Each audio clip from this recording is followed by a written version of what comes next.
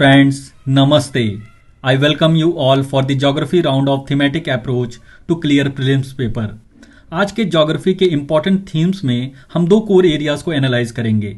एक है astronomical part of geography and दूसरा है फिनोमेना एंड कंसेप्ट्स। एनालिसिस में इन थीम्स पर कैसे क्वेश्चन पूछे गए हैं उनको भी देखेंगे और कुछ एक प्रैक्टिस एमसीक्यू को भी सॉल्व करेंगे। But before proceeding further with the lecture, मेरा ये हम्बल रिक्वेस्ट होगा कि please share the video and subscribe the channel.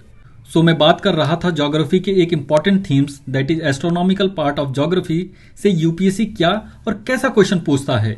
Bye the way, astronomical part of geography से मेरा मतलब है origin and evolution of universe, solar system, earth, planet से related जो भी टर्म्स न्यूज में आते हों, पॉपअप होते हों। क्योंकि आप देखोगे हर साल एस्ट्रोनॉमिकल पार्ट ऑफ ज्योग्राफी से यूपीएससी एक ना एक क्वेश्चन पूछता ही है। चलो एस्ट्रोनॉमिकल पार्ट ऑफ ज्योग्राफी से कुछ टर्म को मैं बताता हूं, शायद तब आप ज्यादा समझ पाओगे।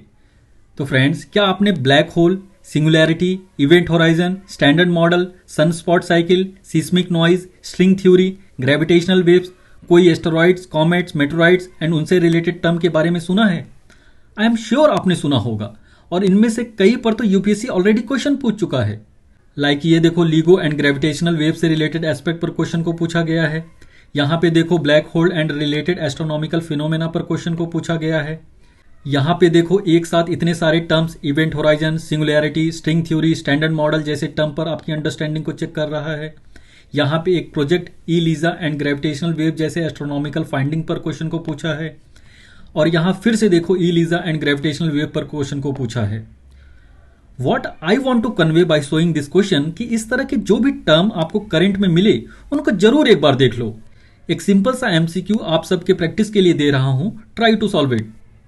With reference to gravitational waves, which of the following statement is are correct? Gravitational waves are ripple in the fabric of space and time. Stationary black holes produce gravitational waves. It was first discovered by Albert Einstein in his general theory of relativity.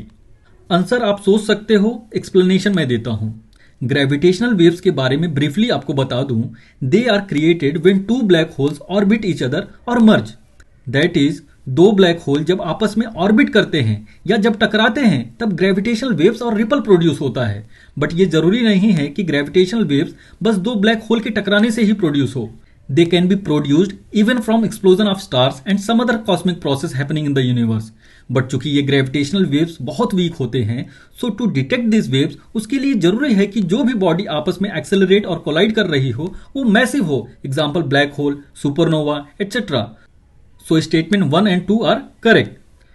In gravitational waves के existence के बारे में सबसे पहले 1916 में Albert Einstein ने बता दिया था in his general theory of relativity.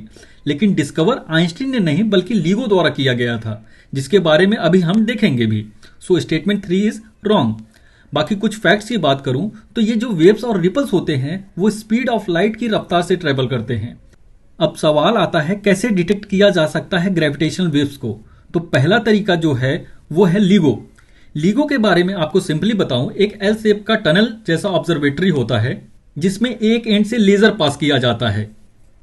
Tunnel के एंड में मिरर लगा होता है जो लेजर को फिर से रिफ्लेक्ट कर देता है, और अगर इन लेजर के प्रॉपर्टीज में कोई चेंज नहीं हुआ हो तो वो कंबाइन होकर इनिशियल लेजर बना देते हैं। बट अगर इस दौरान ग्रेविटेशनल वेव्स पास हुआ हो तो वो लेजर को स्क्वीज और स्ट्रेच करेगा, कॉजिंग डिस्टर्बेंस इन लेजर, जिसे डिटेक्टर के माध्यम से डिटेक्ट किया जा सकता है। दूसरा तरीका है eLISA, that is evolve laser interferometer space antenna. इसके अंतर्गत स्पेस में 3 स्पेस क्राफ्ट को इक्विलेटरल ट्राइंगल में छोड़ा जाएगा to detect passing gravitational waves. उम्मीद करता हूं इस थीम के इंपॉर्टेंस और कैसे प्रिपेयर करना है आप समझ गए होंगे। दूसरी थीम जो मैं डिस्कस करना चाहूंगा वो है क्लाइमेट से रिलेटेड। चूंकि क्लाइमेट एक बहुत बड़ा थीम है, इसलिए मैंने क्लाइमेट को कुछ इंपॉर्टेंट सब थीम में बांट दिया है और आज उसी सब थीम में से एक के ऊपर हम एनालिसिस करेंगे, जिसका नाम है फिनोमेना एंड कंसेप्ट। और इसके अंदर पूछे जाने वाले क्वेश्चन को अगर बताऊं तो topic like El Nino, La Nina, Indian Ocean dipole, Madden Julian oscillation, Pacific digital oscillation, Atlantic meridional overturning circulation जैसी चीजों को आप इस थीम में इंक्लूड कर सकते हो। इसी तरह heat waves, heat island, earthquake swarm, polar vortex, cyclone, typhoon, jet stream, young blue hole etcetera जैसे रिलेटेड टर्म भी कहीं ना कहीं इसी थीम के अंतर्गत आप डाल सकते हो।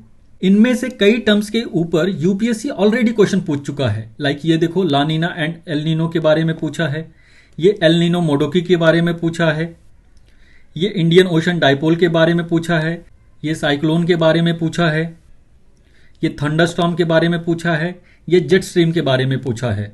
सो जो भी ऐसे फेनोमेना स्पेशली क्लाइमेट से रिलेटेड न्यूज और करंट में आते हों, उन पर अपनी शार्प नजर रखो। They can be a probable question for you.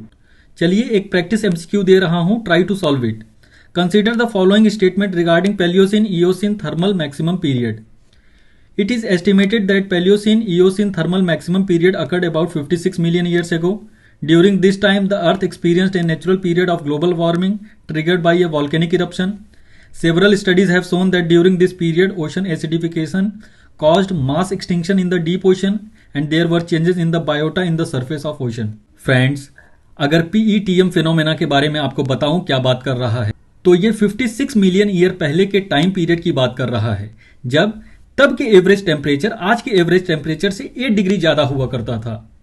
हालांकि तब जब टेम्परेचर इतना था, उसके पीछे का जो मेन रीजन था वो नेचुरल था, that is triggered by volcanic eruption. लेकिन इसकी वजह से एनवायरनमेंट में कार्बन डाइऑक्साइड गैस बहुत ही मात्रा में रिलीज हुआ, causing many irreversible changes like severe storm, flooding etcetera. Similarly ocean acidification भी हुआ, जिसकी वजह से mass extinction and complete shift in the biota of surface of ocean देखने को मिलता है। ये फिनोमेना आज के टाइम में क्यों सिग्निफिकेंट है को अगर देखें तो friends, you must be knowing कि आईपीसीसी की बहुत सी रिपोर्ट ने ये क्लेम किया है कि जो ग्लोबल एवरेज टेम्परेचर है उसमें भारी मात्रा में इंक्रीज देखने को मिल रहा है और मिल सकता है। और अगर ऐसा हुआ तो we will be witnessing this Paleocene Eocene thermal maximum and climate change as new normal. और फिर कॉन्सिक्वेंसेस क्या होगा आप सुनते आ रहे होंगे। So all the statement for this question is correct. So that's it, आज के लिए बस इतना रखते हैं।